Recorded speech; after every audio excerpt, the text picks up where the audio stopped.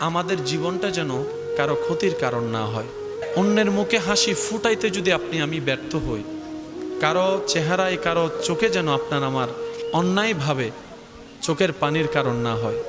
মনে রাখবেন, রব্বুল আলামিন নিজের হক মাফ করতে রাজি, কিন্তু রব কখনো বান্দার হক মাফ করে না।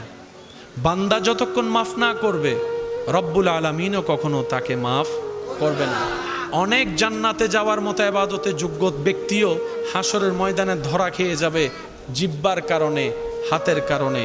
তাই তো নবী রাহমাতুল্লিল আলামিন বলেছে, আল মুসলিমু মান সালিম আল মুসলিমুনা মিন লিসানিহি ওয়া ইয়াদিহি। ও আমার ইমানদার ভাইয়েরা, একটু চেষ্টা করলে কঠিনটাও সম্ভব।